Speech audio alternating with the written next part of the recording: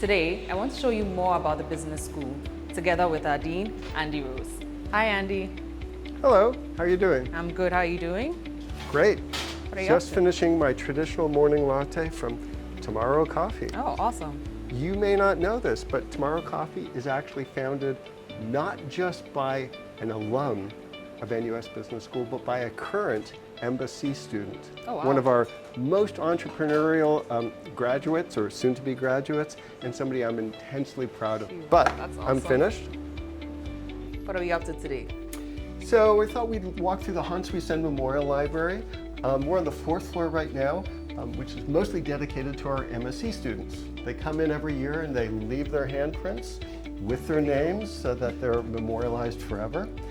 And this is where most of the facilities to teach the MSc students are. New tiered classrooms. We have many different MSc programs. This is a really new part of the school. We have over 600 students in a dozen different programs. It's all been growth in the last 5 or 6 years, and they're almost all international students. They have a lounge, they have places to study, they have a place to hang out. We want to inspire that camaraderie, that esprit de corps, get them to bond together. So, there's always a lot going on campus, so many changes, improvements. Well, it's good that you asked that. Our biggest issue is that for our executive education and our executive MBA students, we don't have a place to house them. Yeah. And that's actually going up right there. Oh. That's our new executive center with over 180 rooms for people to stay in, parents during graduation, and that is part of the future of the business school. Students who stay there will be able to walk through the Shaw Foundation House, cross that bridge, and be straight in Biz 1. And that will connect them to Biz 1, Biz 2, and the Hans Wiesn Memorial Library. That's super convenient. 2025, NUS Business School is celebrating 60 years. How much has the business school changed over these years? Oh, tremendously. So NUS Business used to be a purely teaching academy where we would teach students about accounting and sometimes finance.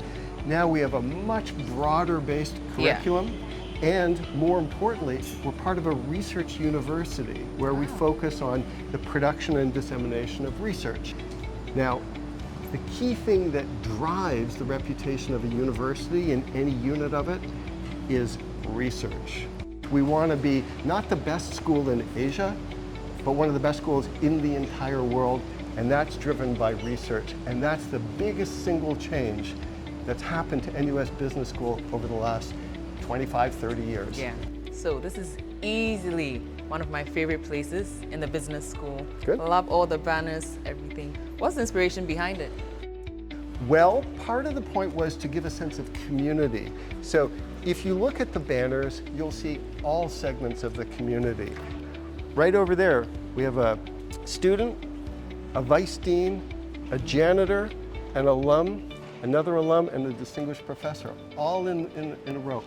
Every part of the community is represented all the way through. So what this is supposed to do is indicate how much of a community of scholars and alums and donors and faculty and staff NUS Business School constitutes collectively. We're all one part of the school. Aside my degree, what I want to do is to be featured here one day, so I'm working towards that. Oh, there's a space for you, okay? Space for you right there.